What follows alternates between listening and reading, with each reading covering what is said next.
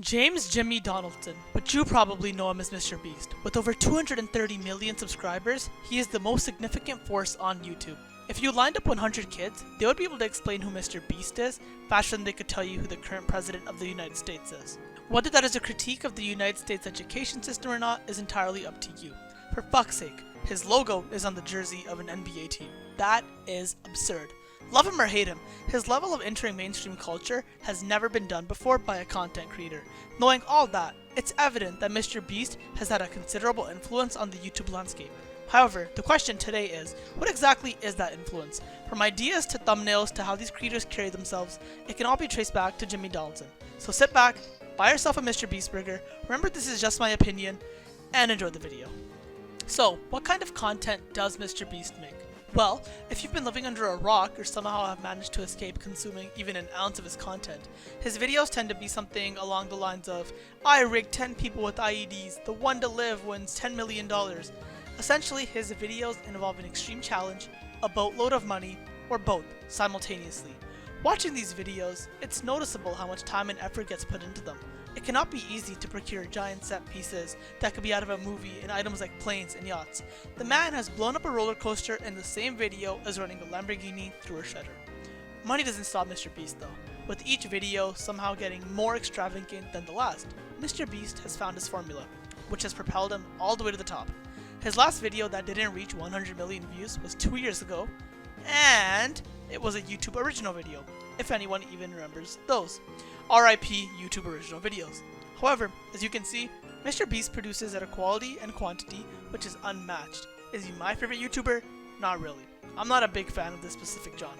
However, I can respect the effort he puts in, which I say as if I'm some sort of super huge content creator whose praise is second to none.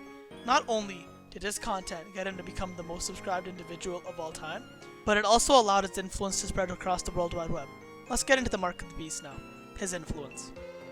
If you were to click off this video, which please don't do, but if you were and you looked at your YouTube homepage, I guarantee that you will find one video that Mr. Beast either directly or indirectly inspired.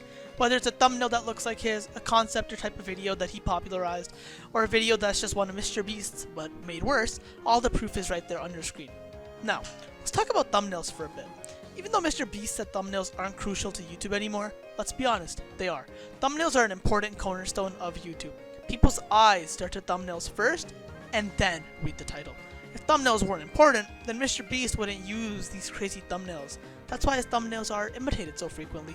That quote-unquote iconic person with a shocked expression on their face, hands doing some weird stuff most of the time with a bright, vibrant background. They're undeniably eye-catching. And now, they're all over YouTube. If you go to that trending tab, you'll see someone with a stupid expression, a bright background, the whole 9 yards. No matter the video genre, people will try to emulate Mr. Beast's thumbnails to garner clicks. Out of any other clickbait style that's ever been around, this is the most widespread. Clickbait is commonplace on YouTube, but today's clickbait is just slop that children will click. Like I said before as well, the genre of the video doesn't matter either.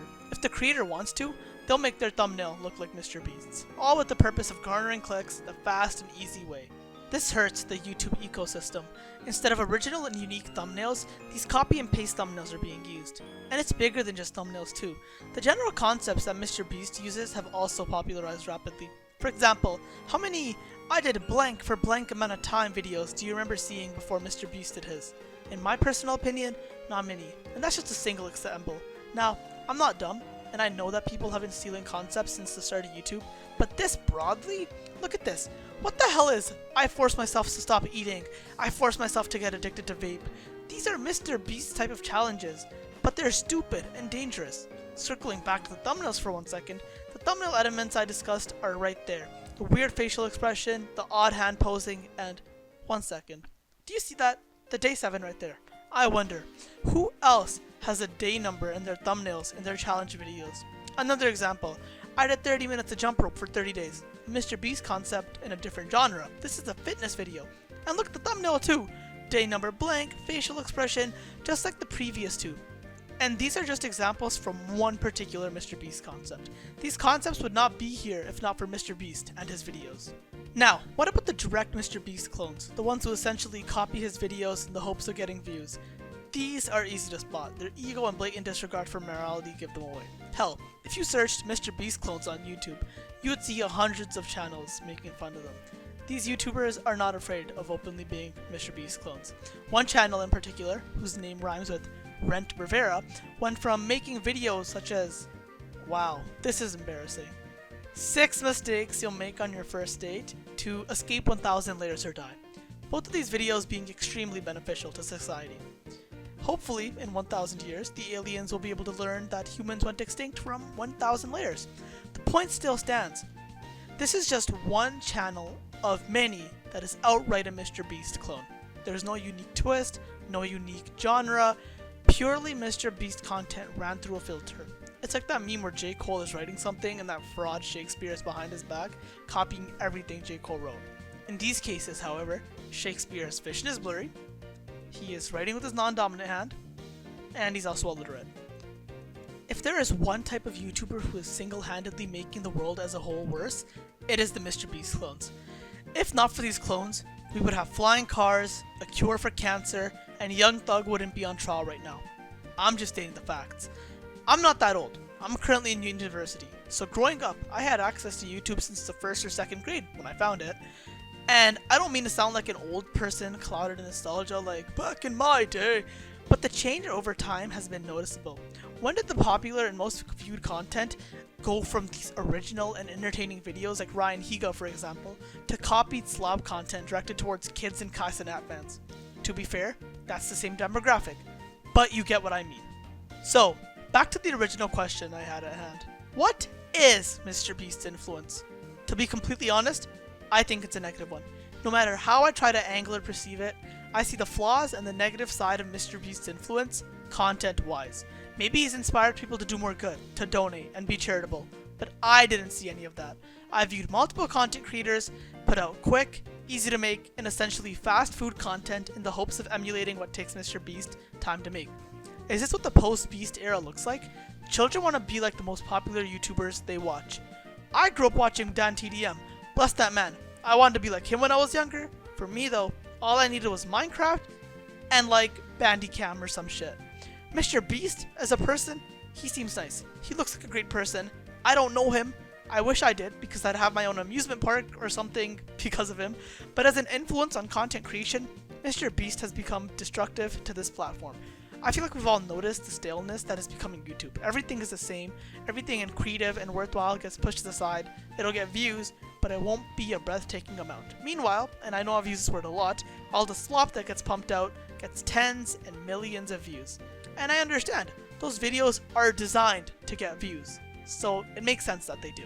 Nevertheless, I believe YouTube needs a renaissance, one where thought-provoking and introspective content gets put at the forefront like it used to be.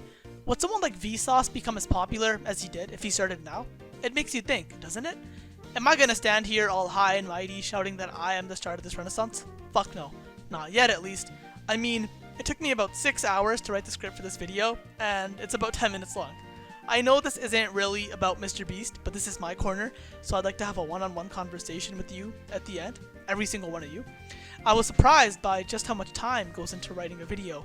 I thought it would take fewer words, but it feels nice. It's nice to be able to express myself and start a conversation, no matter the topic. It's that feeling of connecting with people and having a heart-to-heart with a stranger who hangs on to every word you say. So yeah, that was my video on Mr. Beast and his influence on content creation.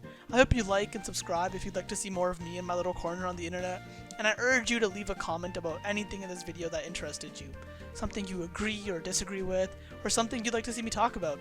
Anything in general, really. Also, reply to other comments as well and start some conversations. That's the whole point of the internet, isn't it? Thank you for watching until the end. I appreciate it. My name was Dolly's Corner, and I hope to see you in the next video. Bye bye.